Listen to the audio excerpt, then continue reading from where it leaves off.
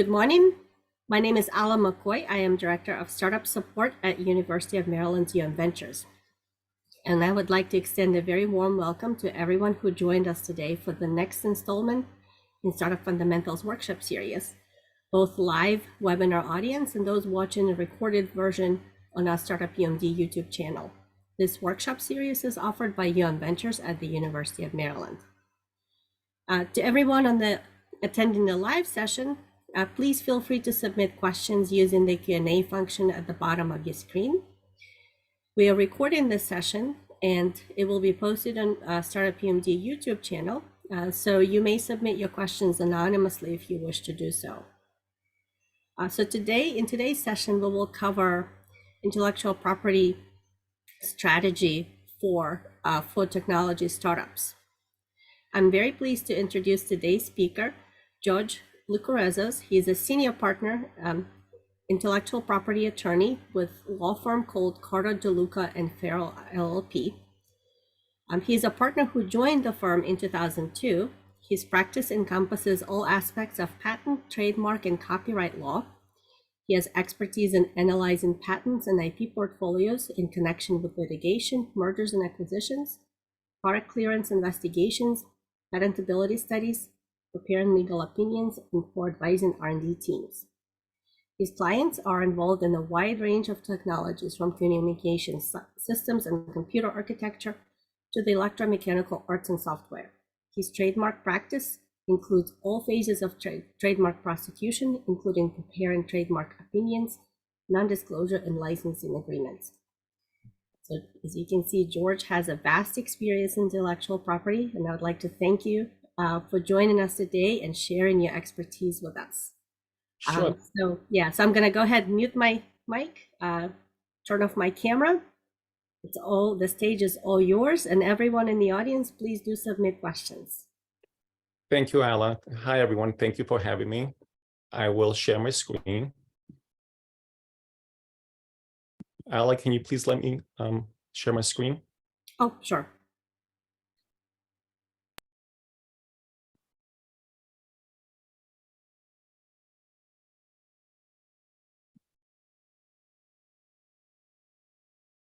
You should be able to do so now. Yes, thank you.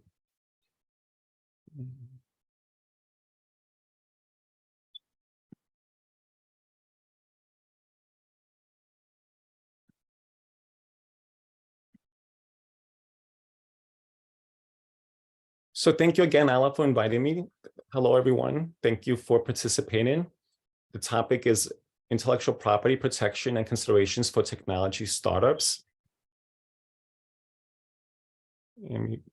Okay. The topics I'll be covering today are: what is intellectual property? Why does intellectual property matter, especially for technology startups? Copyrights and trade secrets, protecting your trademarks and brand names, the importance of conducting trademark and patent searches, what can be patented, patenting software, especially computer implemented inventions like artificial intelligence, international strategic patent portfolio development. We'll discuss freedom to operate and what that entails, US provisional patent applications and the advantages of filing them. And then I'll conclude with some IP strategies and considerations for technology startups. So what is intellectual property? Intellectual property is a general term for categories of rights and intangible creations of the mind. The four types or pillars of intellectual property include copyrights, trade secrets, trademarks, and patents. I'll be focusing my talk today primarily on trademarks and patents. What does intellectual property matter? First of all, IP is a business asset, and the IP of a technology startup is usually the most valuable asset for the company. It establishes protectable legal interest in the goods and services sold by a company and the technology and know-how used to produce them. Like real estate, anything that's tangible, it also has intrinsic value that may be sold, licensed, or leveraged for profit. In terms of trademarks, it builds brand awareness and loyalty among your consumers and customers. It gives a company a competitive edge. You can sue for infringement or theft of your intellectual property. You can also use it to partner with larger companies. It drives innovation, creates jobs, and enables a technology startup to get investment, enter new markets, grow market share. Right? Intellectual property is very important to investors. And technology startups with IP have been shown to be significantly more successful than startups that do not have intellectual property. So it's very important that you protect your intellectual property. On copyrights, they protect original works of authorship that are fixed in a tangible medium of expression, like a CD, a book, cloud, or canvas in terms of a painting. You can copyright software. The original source code and object code can be protected. There is no such thing as an international copyright, but under the WTO, there are rules on how countries respect other countries' copyrights. And just be aware of the terms of the copyrights. In the US, European Union, Japan, it's the author's life plus 70 years. So it's a very long time. Canada, it's the author's life plus 50 years. And in the US, if it's a work for hire, let's say you are a software company and you hire somebody to write your software, that will be a work for hire engagement. And your rights to the copyright will be 95 years from the date of first publication or 120 years from the date that it was created. Trade secrets. So trade secrets are confidential business information that provides your company a competitive advantage. It could be software, processes, marketing strategies, customer lists. It provides an economic value. It's not generally known by the public. It lasts as long as you keep it a secret. Unlike copyrights or trademarks and patents, where you actually have to file with the government agencies, a trade secret is something you keep internally and you protect it, and it lasts as long as you keep it a secret. You have to maintain it as a secret by taking reasonable efforts to make sure nobody steals it, it doesn't get misappropriated, it doesn't get published. And that could be done by having employee handbooks in place where you tell your employees what is a trade secret in your company and how they should protect it. You should have non-disclosure agreements and only provide your trade secrets to a handful of company employees that have a need-to-know basis. It doesn't have to be known by every employee. And make sure your employees also understand those are trade secrets and they are confidential. In the US, you can bring a federal lawsuit and recover attorney's fees for trade secret theft. And just be mindful that a trade secret is only a trade secret because you maintain it a trade secret. It could also be reverse engineered or independently discovered by another company. Trademark. So trademark is a recognizable sign, design, or expression which identifies products or services of a particular source from those of others. It lasts as long as you can show actual use. If it's a registered trademark, you have to show actual use every so often after you get the registration. You can also use the Madrid Protocol process to register your trademark internationally. And TM can be used for anything that's unregistered. For example, if you launch your company and you still don't have a trademark registered for your name or your brand, you can use TM. And it's advisable to use the TM from the beginning. You can use the R with the circle for registered trademarks once you get the registration. And just be aware that certain countries have different marking rules. So an R with the circle in the US means registered. In another country, you may have to use a different symbol. So just be aware of the rules in your area where you're selling or providing your services. General trademark requirements. On the left-hand side, you can see what can be trademarked. It could be letters, words, names. You can also trademark last names as well if it's used as a trademark. An image, for example, a logo, shape, color could be trademarked.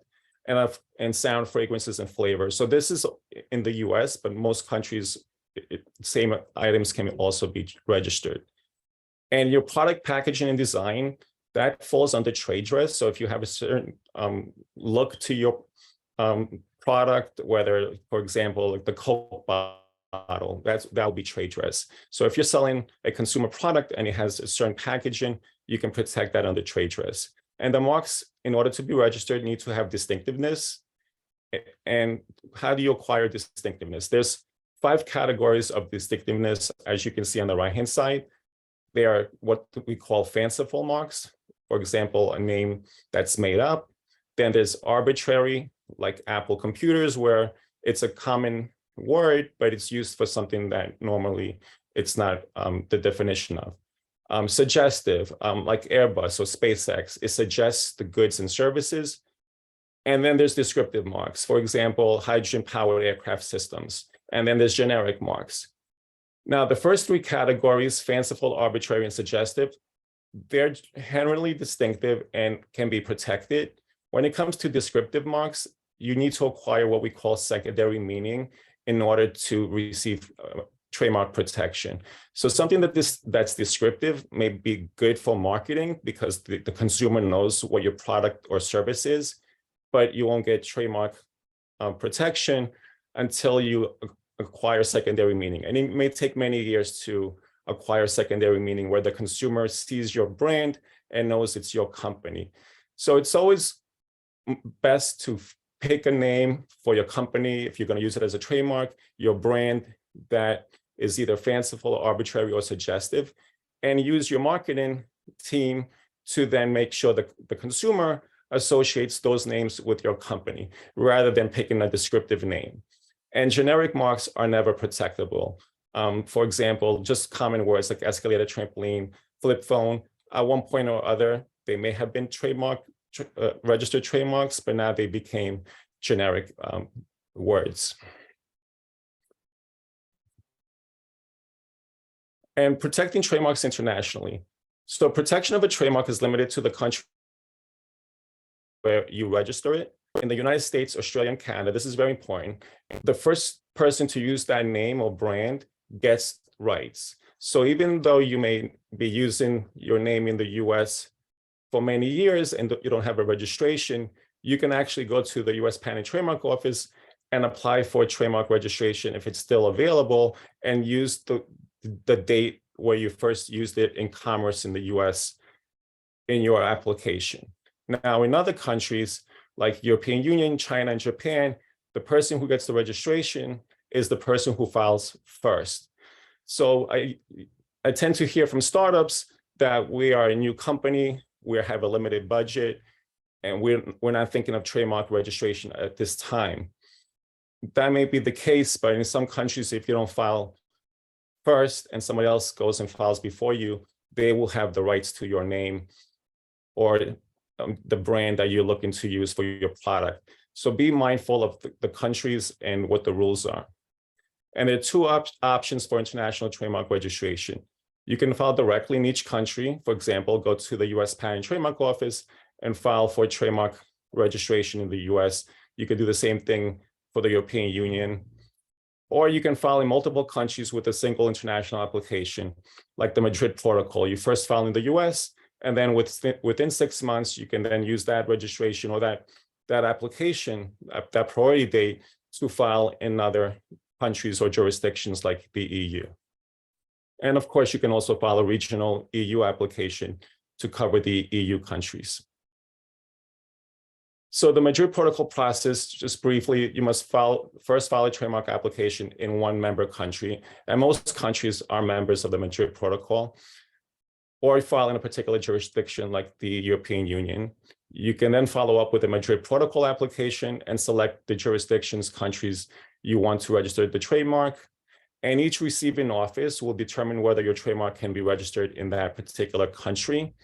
Now, if it gets rejected, you need to hire local counsel to argue against the refusal. If it gets approved, you don't need to do anything further. It will be granted in the countries where it was approved. So it's a very economical way to get your trademark registered in many countries without filing locally with a local attorney. And just be mindful of anytime during the initial 5-year period, if any receiving office cancels or rejects your trademark registration, let's say you get it registered, but then within 5 years, somebody applies and it gets canceled, that could affect your other pending registration, your other registrations in other countries as well. So in the initial 5-year period, you want to make sure you don't have your registration canceled or rejected. So protecting trademarks internationally, as a startup, there's factors to consider. First is time. How long does it take? So for the most part, in most countries, once you file your trademark application, you could get registered, if everything goes smoothly, a registration in about 8 to about 14 months. And In the meantime, you can use your trademark, you can use your brand, you can use it in commerce. And then when you get the registration, you obviously want to put the R with the circle and make sure the world knows that that's your registration now at that point. And also there's money to consider. Now, trademark protection can be costly if you apply in many countries, but if you pick your top 5 countries as a startup, maybe the EU and 4, 5 other countries or jurisdictions, it may not be as expensive. And also consider where will your trademark protection provide the most value, where maybe you're selling your products, where you may be getting the most business for your goods and services. That's where you need to at least apply for a trademark registration. Another consideration is where your goods are manufactured and sold, where you provide your services, where your competitor is based. If you're an aerospace company, typically you want to file in Canada, Brazil, China, US, where other aerospace companies are manufacturing their goods and your competition exists. And what is the technology service? If you're a software company and your servers are all based in the US, you may want to file in the US, but also file in countries where you're doing the most business. And also, are there any same or similar trademarks in the countries where you want to register? So if you do a trademark search and you find out somebody has the same name in, let's say, in India, you may not want to file there because it'll be rejected. You may also want to consider changing your name because you may want protection in India. So if you see that it will likely not go through in one country where you think that's where most of your business will come from, or it'll be a big market for you, don't pick a name that will not be approved in those countries. So it's very important that you do a trademark search. Conduct a trademark search to determine if your company and brand names are available for trademark registration in the countries or regions where your goods and services will be sold or provided. That's very important for a startup. I've seen several times where a startup will pick a name, never do a trademark search, and a year and a half later, they get a cease and desist letter when they get in some traction, and they have to go back and rebrand. So it's very important from the get-go, or if you already are in business as a startup, to do a trademark search and make sure your name is available before you go too far down the road and you have to then go back and rebrand or answer to a lawsuit. Now I'll talk about patents. So patents give you the right to exclude others from making, using, importing, offering for sale, or selling your invention in the jurisdiction where you have patent rights. That's very important. So a patent, once you obtain a patent, you have the right to exclude others from doing those actions. In exchange for having the right from the government to exclude others, you disclose your invention, you don't keep it as a trade secret, you release your invention to the public after the patent expires, and the term of your patent is 20 years from the earliest filing date. And that's the case in most major countries. And there are 3 types of patents. There's the utility patent, which is the more common patent to get.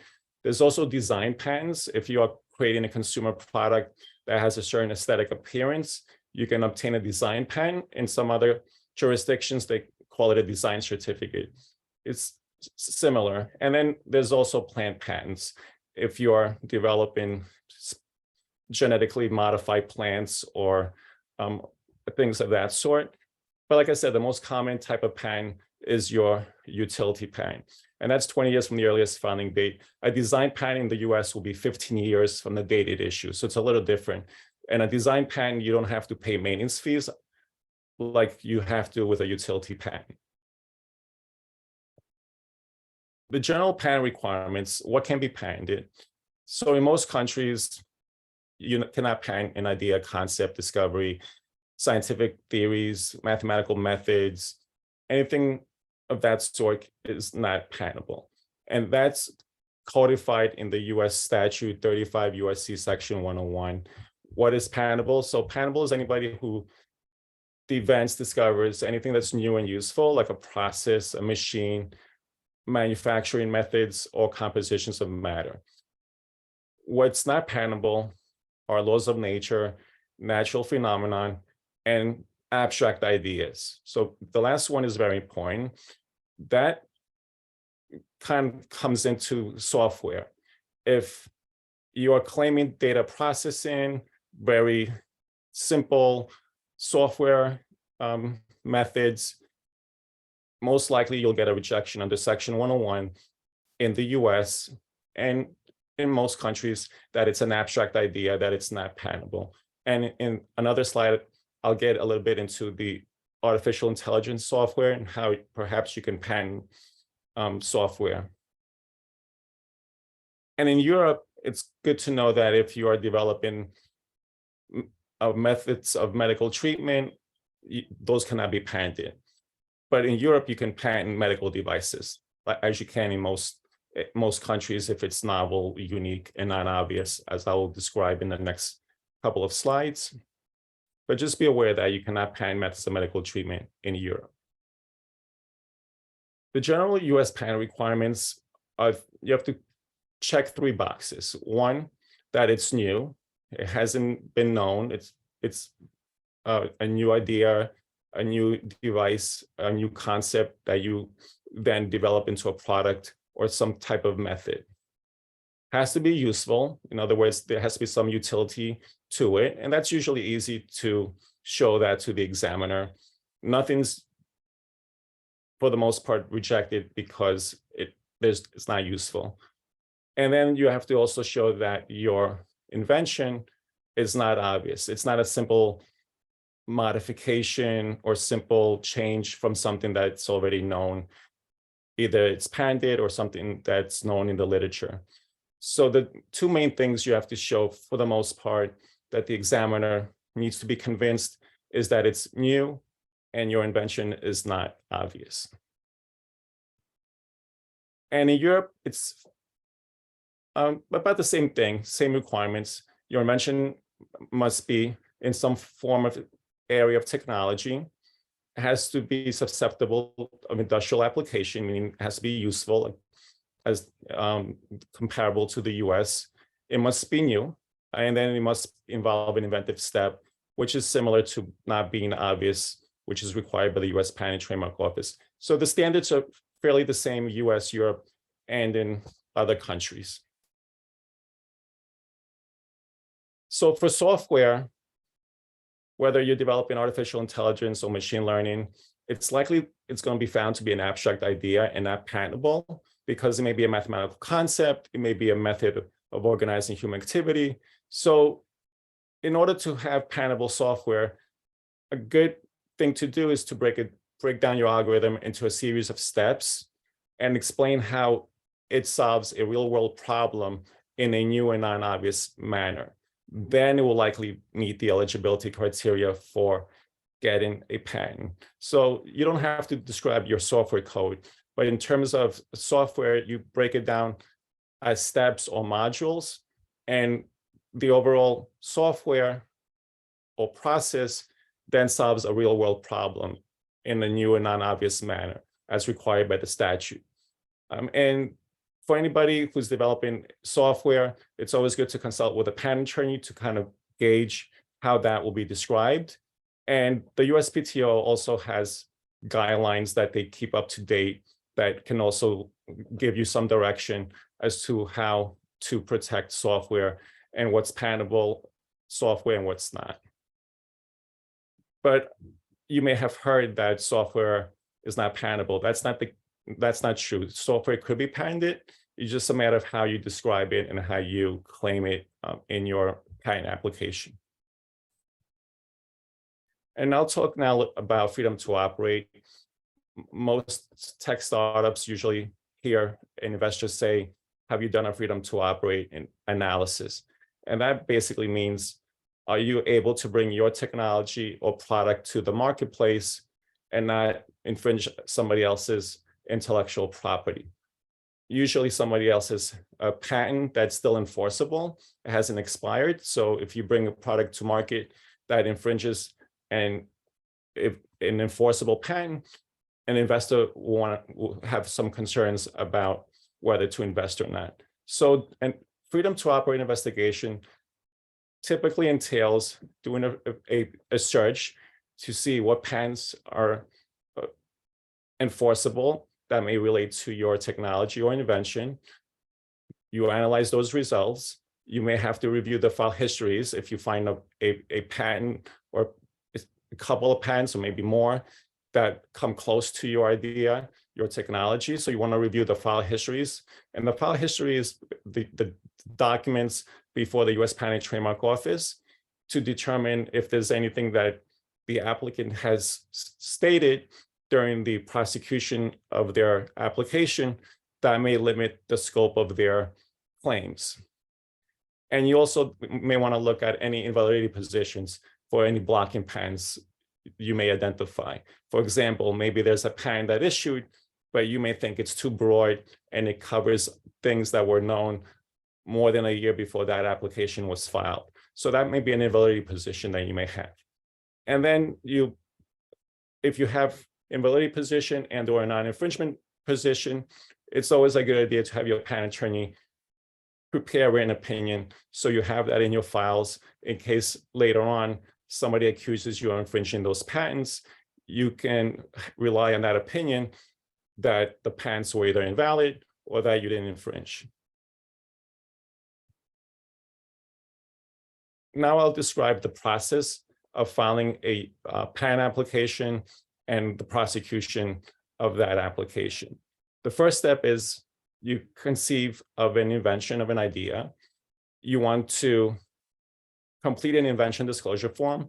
If you are a technology startup, always make sure you have an invention disclosure form your engineers or researchers can complete and fill out, describing the problem, their solution, and then being able to give it to you internally so the company management can decide if it's an invention worth pursuing to get a patent. And the next step is to take the invention disclosure form or any other documentation and do a patentability search. And it's important, it's just like a trademark search is important, a patentability search is important as well. You want to find out if there's any patents that describe the idea or any literature. It doesn't have to be a patent, because you want to make sure that it's new before you invest in applying for a patent application, and then only to find out later that there was nothing new. And also the patentability search helps the patent attorney gauge how to describe your invention, whether to be really broad or to be more focused in how your specific technology operates. If there's patents that are really broad in that area, focusing your application and your claims to a specific aspect of your technology may lead to better results down the road and getting a patent. The third step is you can file a US provisional application, and I'll talk about provisional applications later. So that's an optional step. Fourth step, you can go directly to file a non-provisional application. You did your search, you think you have something that's worth pursuing and getting a patent, so you want to file a non-provisional application with the US Patent and Trademark Office or your local your local patent office in your country. And then the next step is the patent prosecution process. You file your application, it gets assigned to an examiner, they will review it, typically from anywhere from 1.5 to 2.5 years after you filed the application. And you'll get an office action, an examination report from the US Patent and Trademark Office or the European Patent Office or your local patent office. And it will mainly say that the examiner has found some references that predate your application filing date that render your invention obvious or not new. And then you can go back and speak with the examiner or file a written response why you disagree or make amendments to your claims to pivot from what the original claims were and try to get some allowable claims to issue. And then last thing is, if all that works well, and there's an agreement with the examiner, you'll get the patent to issue. And in the US, you have to pay maintenance fees after your patent issues at 3.5 years, 7.5 years, and 11.5 years from issue, and to keep it enforceable.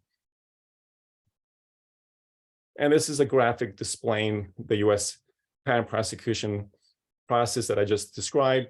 You, on your left, you conceive of your invention, your idea. You can follow, you can do a search and find out if there's any prior art material. You can then file a provisional patent application. After you file your provisional patent application, you have up to a year to file your regular patent application. At the same time, you have up to a year, same date or before that date, to file your international application, what we call the PCT patent application. And then the patent prosecution period lasts from 2 to 5 years. You'll get an office action, you respond to it. It's always good to call the examiner and try to see if can be an agreement made over the telephone, or to at least expedite the prosecution process. And also in the US, you can file what's called a Track 1 patent application. So instead of waiting 2 years to get your first office action, you'll get it more like 4 to 6 months. And by the 1-year date from the filing of your application, you may have already been granted allowable claims and maybe even have a patent at that time or soon after that. So it's a good way for a startup to get patent protection quickly when you're looking for investors, or to show that something that you're creating is patentable and worth building a business around. So consider filing a Track 1 patent application for your core technology, because there is it's about $2,000 additional filing fees to do that. And then you get the patent, it issues, and then of course you have to pay the maintenance fees to keep it enforceable. Now, the international patent protection process starts with your local application that you file at time 0. Within 12 months, you file your international application. You will get a search report at about the 16-month date. It'll get published at the 18th-month date from your initial filing date of your local application. And then you just have to know at 30 months from your initial filing date, you then go into what's called the national phase, where you pick countries where you want to file your international application. So basically, a PCT application is a placeholder to get you to the 30 months to then be able to file in individual countries and also jurisdictions like Europe. But since you get a search report, you will know at 16 months whether your technology has been found to be novel and non-obvious. And you can pivot and determine how you want to proceed based on that search report. Now, US provisional patent applications. What are the advantages of having a provisional application filed? First, it's not examined or published. It gets you a non-extendable 12-month pendency by the time you have to file your non-provisional application. So the US and all countries are first to file jurisdictions. So the sooner you file a provisional application, the earlier your filing date is and your priority date. So you establish a priority date for any prior art by filing a provisional application early. So anything that is published or is disseminated to the public after you file your provisional application will not be considered prior art by the examiner if you decide later on to convert your provisional application to a non-provisional application. Also, by filing a provisional application, it does not work against you for your 20-year patent term from the time you file your US regular application. And it's low cost, doesn't not involve a lot of attorney time. It doesn't have to. You can do most of your writing yourself, and your attorney can supervise and review and add more information. But it's basically a technical paper that does not need claims. It's good to have claims, but it's not required. The filing fees are much, much less than a regular non-provisional application. And again, it affords you 1 year to prepare and file your non-provisional application. So it may be an invention that you're thinking about bringing to market. You're not sure if there's going to be traction in the marketplace. It's best to file a provisional application in those instances while you test the market, for example, during that 1 year.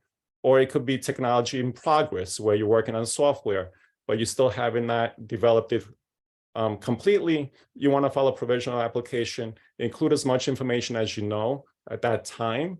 And then as you develop your technology during that 12 months, you can file more provisional applications.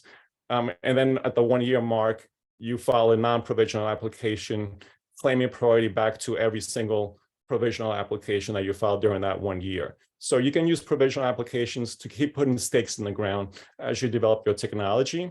And also a provisional application allows you to claim patent pending.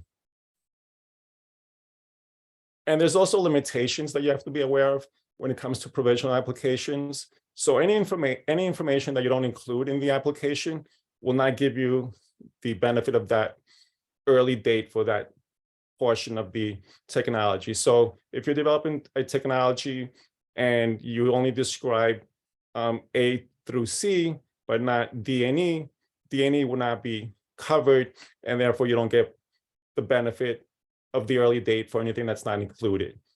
So always be mindful to include as much information as you know at the time you file your provisional application, so you get more technology, more inventive aspects being covered in your provisional. And that's basically item number 2. Include any and all details that you know at the moment. So the more, the better. And even better, prepare the provisional application in a manner that complies with the same formal requirements of a non-provisional application. Include as much details as you can, include claims, make it very robust so nothing's left to chance that it wasn't in the provisional. And there's an article I wrote recently on provisional applications in the Quantum Computing Report. You can Google my last name, Quantum Computing Report, and you'll see some of the reasons that I highlight of filing provisional applications. Now I'll talk about some IP strategies and considerations for technology startups. Think about IP early and start developing an IP strategy. It's very important. Involve a patent attorney from very early on. Have them be your mentor, your advisor, so you kind of bounce ideas off him or her, so you don't leave anything out and it doesn't get protected. Consider filing provisional applications. Like I said earlier, early and often, you can file more than one provisional application. Determine what forms of IP are best suited for your company's assets, products, services. It may be just trademarks, it may be trade secrets and patents, it may just be copyright. So always know what forms of IP are best suited for your company, and align the IP strategy with your business objectives. For example, where are you going to file your patent application, in which countries, based on your business? Where are you selling your goods? Where are your competitors? Always make sure those two are aligned, and develop an IP budget, and identify key events that will trigger patent filing deadlines. If there's going to be a public disclosure, you're going to release your product, you're going to make a sale or offer to another company. Those are key events that you should file your patent application before those things happen. Because in the US, once you disclose publicly, you do have 1 year to file your application. Let's say you haven't filed an application up to that point. But in the rest of the world, once you disclose, you release, you make an offer for sale, those are considered triggering events, and you cannot file a patent application in foreign countries. So it's very important not to publicly disclose anything or release anything without first determining whether you should be filing a patent application. And also identify who your customers are, build a unique identifiable brand, conduct a trademark search. It's very important. File a trademark application. After conducting your search, make sure you get a trademark application filed in countries where it's first to file rather than first to use. Prioritize your patent application filings. provisional applications, conducting a patent search, and determining and assessing the field of your technology. Will your patent be valuable upon issue? Remember, a patent may take 2 to 3, 4 years to issue if you don't expedite it. So will your patent be valuable in 3, 4 years from now when it issues, or will the technology have evolved further than what you have now? Draft claims that protect existing and future markets, and of course, consider the fast track examination, commonly known as Track 1 in the US. Also in patent prosecution highway is another way to also expedite your applications in the US and other countries. So just some information about our firm. We're based in the US, but we work with technology startups all over the world. And we have attorneys who have technical and scientific backgrounds in all different areas. And thank you for your time. And please, if you have any questions, let me know, or you can also email me as well, and I'll respond to you. Thank you so much, George. That was a great overview of important questions. Does anybody have any questions? You can either submit them via the Q&A function, or at this point, you can raise your virtual hand and I can unmute your microphone. And while people are thinking of questions, I can ask one. So you mentioned several times freedom to operate. When do you think it's important? When do you think it's a good time for a startup to do freedom to operate analysis? Sure, that's a good question. So a freedom to operate full analysis and investigation can be expensive because you're searching many patents, you're reading many, analyzing, like if you hire a law firm. But it's always a good thing to do some sort of searching early on, at least to determine if the technology you're thinking about bringing to market, if somebody else doesn't have a patent that's enforceable and it's broad, that will cover what you're thinking. So by doing that, you may know some competitors in the same area, some larger companies, and you may have a closed universe, sort of speak, search. So you're not searching everything. You're searching the big companies, the companies that you know are developing technologies or have developed technologies in the area that you're thinking about, or the areas that you're developing in. So you have a closed universe freedom to operate search. So it makes it more manageable and less expensive. But also as a company, you can go to the uspto.gov website and search and see what companies are working on similar technologies, and then have your patent attorney analyze those patents and do a deeper dive, perhaps, to identify if there's any claims that are broad that will cover your technology. It's not easy because as a startup, there's budgets, but if you have some kind of framework and some competitors that you want to look at first, that makes it easier. Thank you. Thank you so much. That was a great advice. So I don't see any questions submitted yet, but I can ask another question. So you talked a little bit about software. Do you think, in what cases do you think software patents are actually possible and needed and useful? And Sure. I know that's a big question. Sure. So the software is always useful to try to get a patent if there's some real world application. So if you have software to control a robot or a drone, that software, it's solving a real world problem. It's doing something in the real world, whether it's controlling a robot, controlling a drone. That software can be described as a system or as a method of doing something, performing some robotic function. Those are better suited claims to get issued rather than just describing processing steps, computing, analyzing.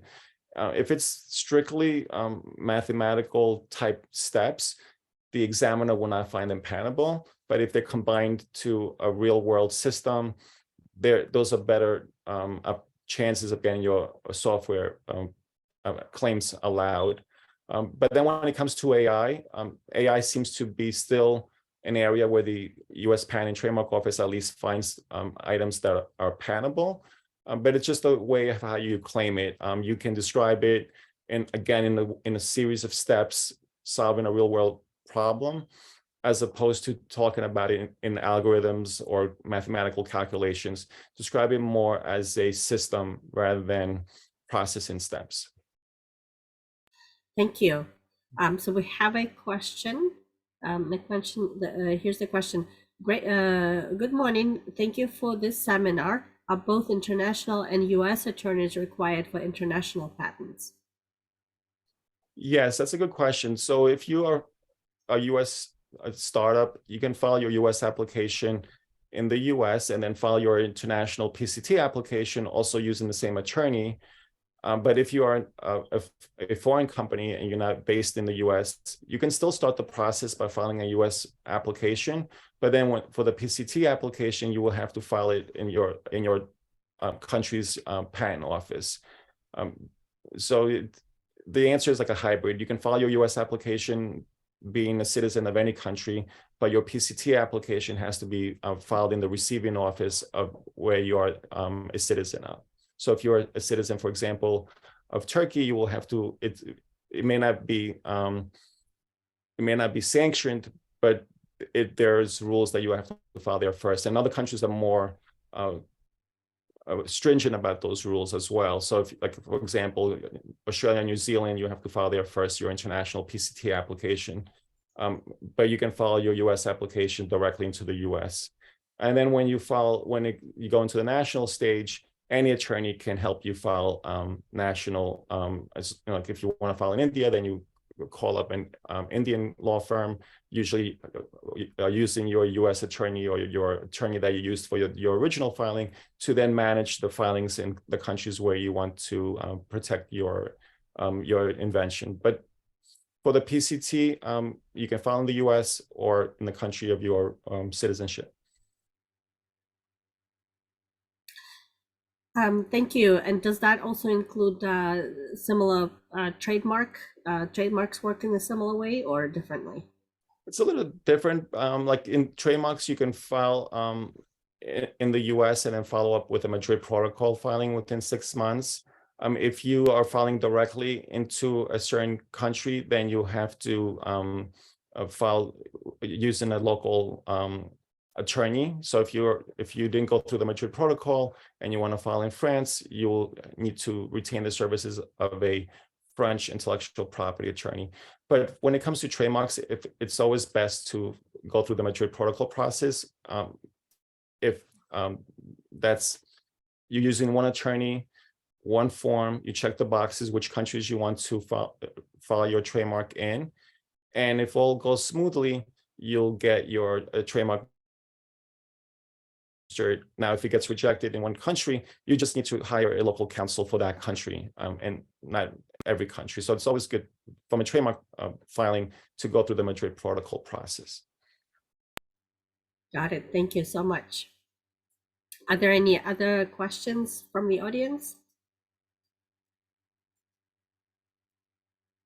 Well, if no more questions, I would like to thank our speaker, George, today. This has been a very useful overview of intellectual property protection considerations for technology startup. Thank you so much. Again, we will be posting this session on YouTube on our Startup UMD Fundamentals channel. You can watch it there again. And to those who couldn't catch the live sessions, please send questions to me. I'll try to forward them to George, but no guarantees. Live sessions are the best for Q&A. So again, thank you so much, George, and thank you to those who attended and stayed to the end. Thank you, everyone. Thanks, Ala. Thank you so much. Have a good day.